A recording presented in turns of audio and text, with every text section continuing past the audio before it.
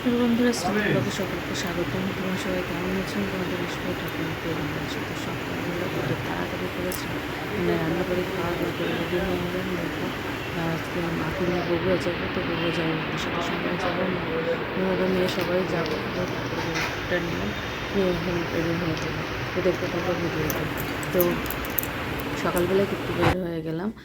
দেখো এখন চলে যাচ্ছে, এখন রিক্সাতে উঠতেছি, উঠে ওখান থেকে বাসে উঠবো, ওটা তারপরে যাব। কারণ সকাল সিএনজিতে যেতে চেয়েছিলাম, কিন্তু সিএনজি সরাসরি বগুড়া যাবে না, সে কারণে আর কি বাসেই উঠতে হলো। তো এই যে দেখো আমরা বাসে রওনা দিলাম।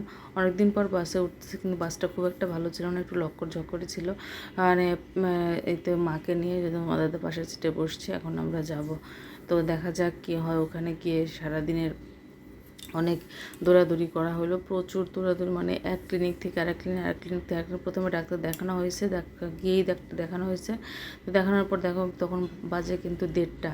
তো তোমার দাদার খুব ক্ষুধা পেয়ে গেছে, তো আমরা আসলাম কিছু খাওয়ার জন্য। আমি ফালুদা খাইলাম, মা এই জন্য নিয়ে আসলে, মা তো হোটেলে কিছু খায় না, তো একটু ওই থেকে পেয়ারা টুকটাক খাবার নিয়ে গেছিলাম, জুস, এগুলোই মা খাচ্ছে দেখো। তো খাওয়া দাওয়া শেষ করে তারপরে আবার এসে যে ক্লিনিকে বসে থাকলাম। এখানে আবার আলট্রা করা হলো, সেখান থেকে গিয়ে আবার সে ডাক্তারকে রিপোর্ট দেখানো, আবার আসা, আবার নতুন করে আবার একটা রিপোর্ট দেওয়া, মানে সারাদিন খালি যাওয়া আসার উপর ছিলাম। রাত অলরেডি 8টা পর্যন্ত বগুড়াতেই ছিলাম, তারপরে আর কি রওনা দেওয়া হয়েছিল। তো বসে থাকতে থাকতে ক্লান্ত লাগতেছিল, আর এতবার যাওয়া আসা, এত অবস্থা। পরে 8টার দিকে রওনা দিলাম, 10টার দিকে এসে পৌঁছালাম।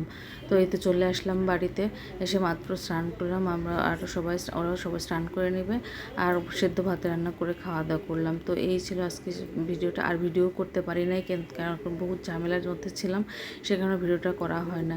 তো ভিডিও যদি ভালো লেগে থাকে অবশ্যই লাইক কমেন্ট শেয়ার করো। সবাই সুস্থ থাকো, ভালো থাকো। এখন বাজে রাত প্রায় 12টা। তো সবাই ভালো থেকো, টাটা।